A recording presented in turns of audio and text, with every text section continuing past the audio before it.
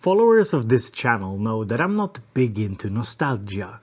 I don't particularly like old classic synthesizers, but it's totally fine if you do, I don't judge. But it's just not for me. But I'm also totally open to be wrong about it, so in today's video I'm gonna lay all my bad takes on the table, putting all my ignorance out there in the hopes that my good friend Jorb can help me see the light.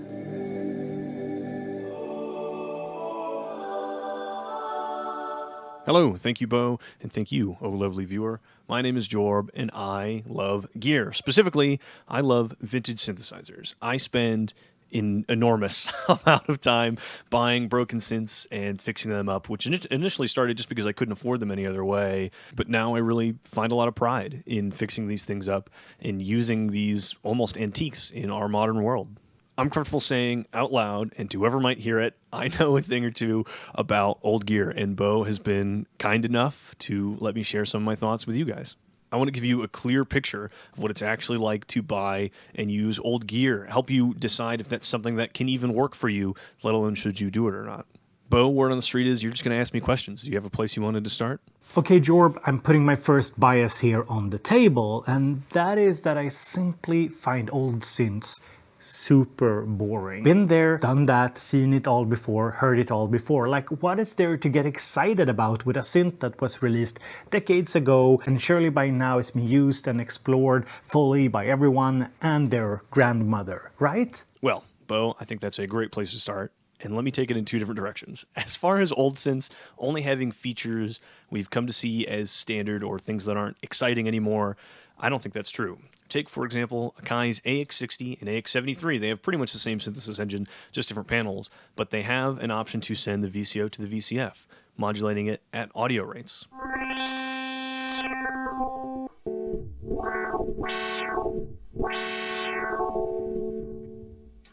That's pretty cool. And they have pulse width modulation on every waveform. It's almost like wave slicing.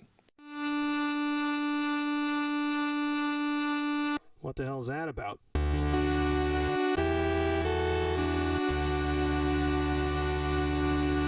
That's kind of unique. And another thing that I think is far from boring, a few of these old Akai synths will let you plug into a compatible old Akai sampler and run individual voices out of the sampler through the synth.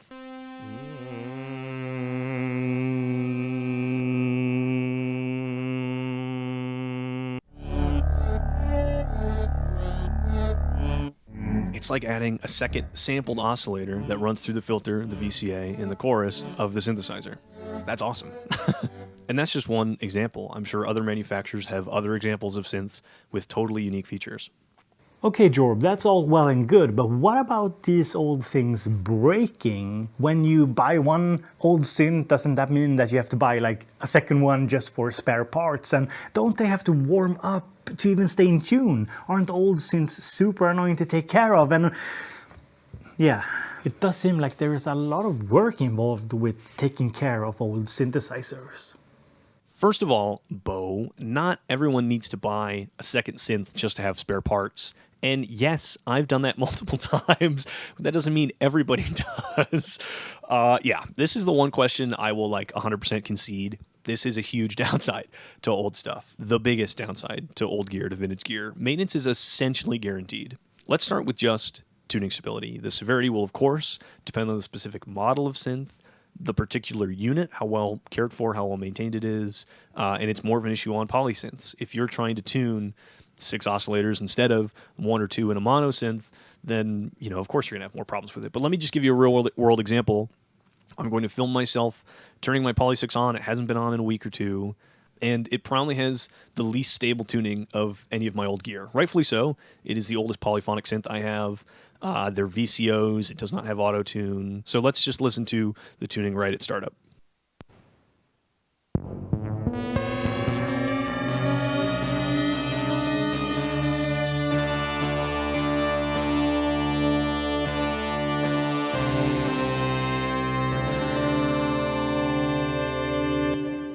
And this is after being on for maybe 5 minutes.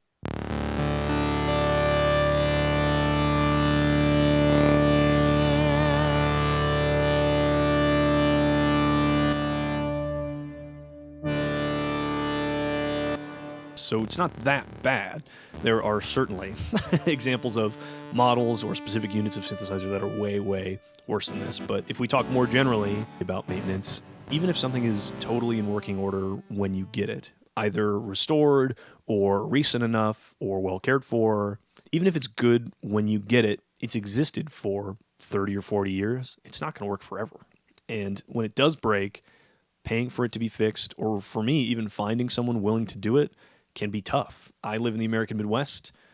There aren't any repair shops within a 3-hour drive of me that will look at old synthesizers at all. I have asked. But I've bought plenty of things that do need work. And everything you've seen in this video was bought in some state of disrepair. And I worked it back into shape myself with 1 or 2 exceptions. The AX60 was done up by professionals. But the work I've done myself is replacing the capacitors. Sometimes single traces were broken or worn down. Sometimes it's just a mechanical problem. You need to plug something in better or clean up a jack. But they've all needed work somehow. And I would talk about this forever. Tips for repairing old gear. It's probably too specific for this video. But just know that if I, a 20-something with no legitimate training, can be bold enough with a soldering iron to fix these things, to get these things working again, so can you.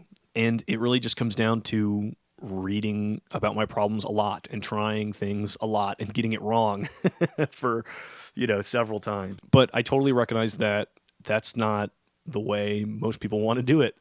Most people don't have the time or interest to learn these things, and that's totally fine, but there has to be a way to navigate that. You can still use old gear if you're not handy with a soldering iron, or you aren't bold or stupid enough, in my case, to fix things that you have no business trying to fix. So what can we do to get around that? We could be super, super careful when buying old gear. Look up common issues for the specific model in advance and ask about them. Ask way too many questions of the seller about condition, functionality, repair history. Understand everything you can about a specific unit and understand your options if it turns out to have that problem. If it turns out to be broken, know a repair shop where you can take it, or know if it's within your ability to fix it. So yes, old gear is going to have problems. It's going to need maintenance. It's going to break. But there are more resources online than I could have ever imagined to fix and modify these old things. Above all, I'm going to use the words of the inimitable, "Look, Mum, no computer. Don't be afraid to try it." And worst case scenario, so long as you don't completely destroy anything, sell it for what you paid for it. Okay, Jorb, I'm kind of with you so far, but aren't there modern synths that can do exactly the same thing as old stuff? Why should anyone pay premium for vintage when they can get something from this decade for cheaper? Yes, I think this question is very, very fair, and that depends on what we consider to be equivalence. If you just need a polysynth, for example, without much preference within that, you have tons of strong modern options and tons of vintage options that can be that. They can be a polysynth. If you see two things as functionally equivalent, and I put the emphasis on you see because it is up to an individual's use case. If you see two things as equivalent, pick the one you like more or the one that has the features you need. For example, here's a pad on my Poly 6.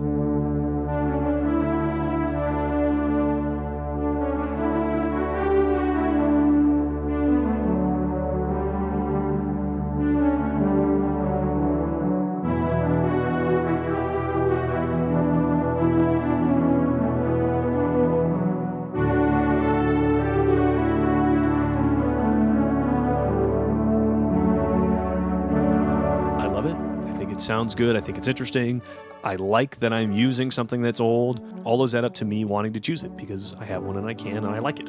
If you find yourself drawn to a specific model, old or not, because of some feature it has, and that makes it better to you or a better fit for you, then go with it. Or maybe you're like me and the history of these things is part of what makes them interesting to you. And the fact that these things have existed for so long is part of what makes them interesting to you and part of why I might choose them. New stuff isn't going to do that for you. I want to use the old stuff in part because it's old. Okay, Jorb, but there has to be many modern features that you miss, right, on the old gear? For example, USB MIDI, having CC control over parameters, audio over USB, and such things, right? Yes, there are tons of modern features that I rely on pretty heavily. I love good built-in effects. I almost always, let's say 80% of the time that I'm making an actual song, I'm sending note data over MIDI out of my MPC Live and using CC to control other things, maybe program changes.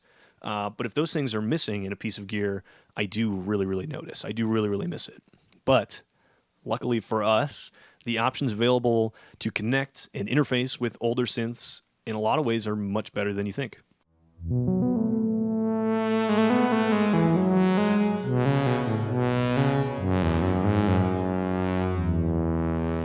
This is a half-repaired octave kitten. It's still got a good bit of work to do, but it makes sound well enough, and I'm controlling it with a key step. It has a 1 volt per octave pitch CV in and a voltage gate, just like any of the modern stuff in a lot of Eurorack, and it's from 1981. Because modern synthesizers and modern controllers and modern keyboards, key step included, have CV and gate out, it's really easy to interface with a lot of these old keyboards. And the Octave Kitten even has control inputs for pitch and the filter cutoff. So I can control or automate those things as well if I can send it CV or if I was using modular gear. That's pretty much everything I need to control. Now I can sequence or automate note data and filter cutoff and things like that.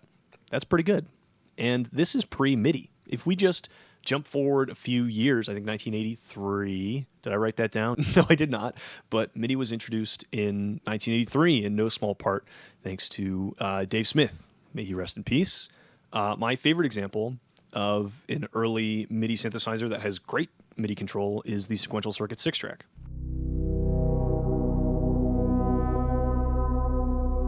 Each voice can be its own part. It's multi-timbral, up to 6-part, over different MIDI channels, and it has full MIDI CC support, and it's over 35 years old.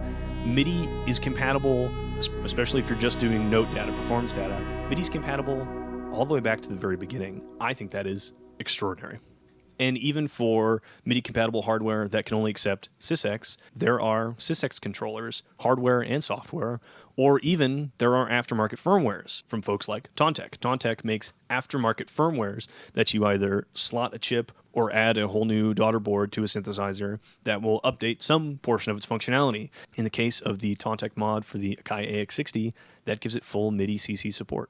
So sure, maybe I don't have USB or some other modern conveniences. Built-in effects is a big one. But the most important compatibility, these send audio out of quarter-inch jacks. I can play sounds on these and record them. And as far as controlling these things, definitely performance data, but also parameter control.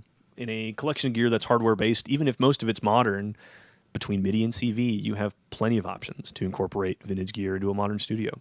And that's amazing. Even if you just look at the key step, you can change the scaling, you can change the gate type to better interface with all sorts of old gear. I think that's awesome. That's amazing. Before we move on with the video, I just want to mention our Summer of Synths sponsor, DistroKid. So if the Summer of Synths videos have inspired you to create some music and you want to release it, you should use DistroKid. They're very quick to get the music onto stores, and it only costs $20 a year, and you can upload unlimited amounts to all the relevant stores like Spotify, iTunes. We got Amazon Music, we got Tidal. It's also super easy to collaborate using DistroKid, so if you are working on music with other people and you need to share the revenue between each other, it's super easy to set up. You basically just insert the emails of the people that you're working with, and it's pretty much that simple, and then they get a cut of whatever revenue you're making from your music. So definitely check out DistroKid. I've linked them down below. If you use the link, you support Summer of Synths and you get a discount. Thank you so much, DistroKid, for all the years of supporting Bobeats, and thank you for supporting Summer of Synths.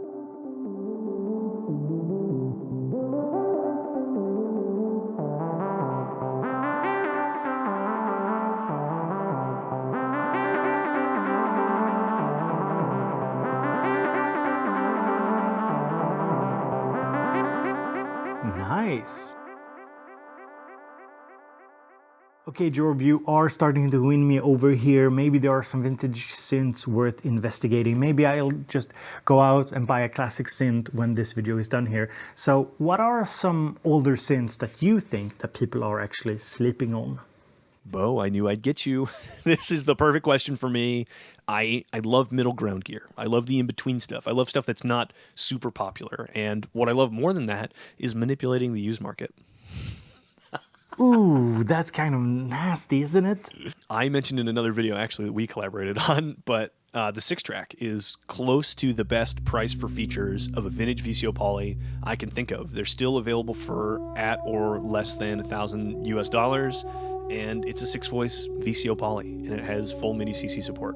It's really, really good. There is a super old video on my channel that I'm not super proud of, but it's still there if you want to find it, where I talk about the Korg EX800. It's the module version of the Korg Poly 800. They are 8-voice polys, and you can get them less than $500 all day, every day. They have MIDI, built-in chorus. It's kind of paraphonic. They have individually articulated volumes for every voice, but just one shared filter. But it's still an 8-voice polyphonic synthesizer. And it sounds unique because they have this weird oscillator design that's based on an arcade sound chip. But I could ramble on about how much I like them for a really, really long time. They're super unique. They're super cool. I think that's kind of been other people's answers to what's like a slept-on vintage synth, but I think they're right. And I've had one. I really loved it. I think everybody should keep their eyes out for one of those. And to give a third, super general recommendation, analog synths that use buttons instead of faders or knobs are way cheaper relative to their knob-laden counterparts and sound just as good. The Korg Poly 61, the Akai AX73, the Alpha Junos, in some ways the JX8P, but that has its own cult following. But analog synths with slightly more cumbersome control interfaces can get you all the sounds. And if they have MIDI control, even over SysX, there are tons of good examples of analog synths that just don't have enough knobs to seem super exciting, but are actually great sounding instruments. The AX73 is my favorite example of that. Velocity sensitive, 6-voice, VCO, polysynth, and dirt cheap. I got mine for $250. If there's anything I say today that might actually affect the market, it's telling people that the AX73 absolutely fucks. I think it's so great. I sold mine already, so I'm not manipulating the market for myself. Anyway, one last thing. Early digital stuff is kind of slept on. A lot of the Roland LA synthesis, so like the D50, the D20, things like that, those are interesting and sound good. It doesn't have to be analog to be exciting. And I'm a big fan of the Nord Lead 2, which is very early virtual analog, mid-90s virtual analog. That's old enough that I'm going to call it vintage, and I really, really, really like it. Okay, Jorb, you are making a strong case for classic synthesizers, and I am starting to see the light here. And in case somebody didn't get it, I of course don't hate classic synthesizers, and I have a lot of respect for anybody using them. But I'm not a very nostalgic person. But Jorb does make a strong case for classic synths, so maybe I have to go and check some of them out. Now, Jorb, let people know where they can find you. Bo, thank you again. You've been very, very kind to me. In no small part, the favor of putting my face in front of your lovely, devoted audience. So you, oh lovely, devoted audience, if you want to catch more from me, YouTube is my bread and butter. I'm also on Instagram under Jorb Loves Gear and Patreon under Jorb Loves Gear as well. So if you're so inclined, check those out. Bo, thanks for letting me borrow your audience. Audience, thanks for watching. I'm going to go try and knock the dust out of an old MS-10. Cheers and so long. Ooh, that's a really dirty synth. So thank you so much, Jorb, for being a Summer of Synths guest, and thank you, DistroKid, for sponsoring this year's event. Summer of Synths is an event where I invite other creators to my channel during the summer months when I'm on vacation. I provide them with a budget, I help them with video ideas and feedback on their video process. Make sure to check out this year's sponsor, DistroKid, and subscribe to my guest creators. And as always, have a great summer and take care of yourself, and hope to see you in the fall.